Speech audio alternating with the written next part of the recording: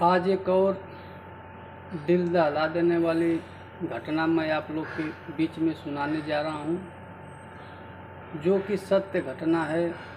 आज के डेट में हर एक दिन ऐसा हो रहा है, रोज़ हो रहा है। आज की जो सच्ची घटना है ये पंजाब लुधियाना शहर की है। पंजाब लुधियाना शहर के ही रहने वाले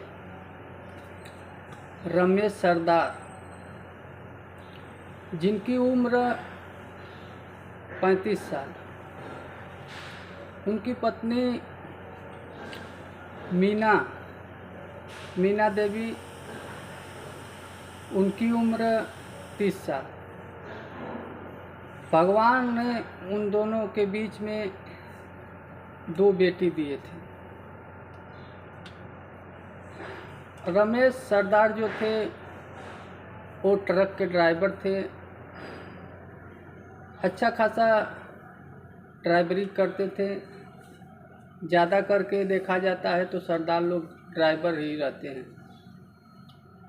अपना ट्रक चलाते थे, कहीं इस प्रांत कहीं उस प्रांत, कहीं वो प्रांत कहीं इस प्रांत उनको जाना पड़ता था, लंबी लंबी टूर। और मीना जो थी अपना 2 बेटी के साथ घर पे घर चलाती थी। एक दिन ऐसे ही सरदार जी ट्रक लोड करके लुधियाना से दिल्ली के लिए रवाना हुए। रास्ते में जाते जाते रात को 2 बजे उनका ट्रक रोड के किनारे खाई में गिर जाता है। उसी दौरान सरदार जी की मौत हो जाती है। अभी ये घटना घर पे पहुंचती है, उनकी बीवी जब ये सुनती है तो सुनकर पागल हो जाती है। कुछ दिन बीतता है, अभी तो मर चुके थे, लेकिन क्या करे, पति के गम में 2 बेटी को लेकर वो मीना जो थी पाल रही थी, पोस रही थी, परवरिश कर रही थी। जब कोई काम पड़ता था, अभी तो घर में कोई नहीं है आदमी जो उनका हाथ बटाए, तो उन्हीं के भांजा अशोक जिसकी उम्र 12 साल, उसी को बुलाती थी। कहीं आना जाना रहता था, उसी को लेके जाती आती थी। सब काम में कोई खेत का काम पड़ता था तो घर पे आता था अशोक, और बढ़िया से काम कराता था मामी के साथ में मिलकर। अभी अच्छा खासा यहीं पे रहने ही लगा। अशोक अपने मम्मी पापा से बोला, मामी को बहुत प्रॉब्लम होता है, मैं कुछ दिन तक वहीं पर रहूँगा और मामी का हाथ बटाऊँगा। मम्मी बोली ठीक है, जाओ वहीं पर रहो, वहीं पे पढ़ाई करो। अशोक अब धीरे धीरे यहीं पर रहने लगा। जब 8 साल बीता, जब अशोक की उम्र 20 साल हुई, अशोक जब 20 साल को हुआ, तब उसके मीना जो उसकी मामी थी उसको देखती थी तो ऐसी वैसी बहकावे वाली बात करती थी। उससे पूछती थी तुम्हारा किसी लड़की से चक्कर है, तुम किसी से प्यार करते थे। अभी वो हंसी मजाक करती थी, उससे बोली बतियाती थी, साथ में खाती थी, साथ में रहती थी, हर जगह आना जाना रहता था। एक दिन ऐसा हुआ कि अशोक खाना खा कर सोया था रात को। मीना जो थी रात को 12 बजे उसके पास आ गई। पास आकर बाकी बातें करने लगी इधर उधर की। अशोक सब बात समझ रहा था लेकिन कुछ बोल नहीं रहा था। बाद में बोला, मामी मुझे नींद आ रही है, मुझे सोने दो, सुबह बात करेंगे। मीना चली जाती है। फिर दूसरे दिन जब रात होता है, 12 बजता है, फिर उसके चारपाई पे आके बैठ जाती है, इधर उधर बात करने लगती है, इधर उधर छेड़छाड़ करने लगती है, इधर उधर हाथ लगाने लगती है। अभी अशोक मीना से बोला, मामी तुम क्या कर रही हो?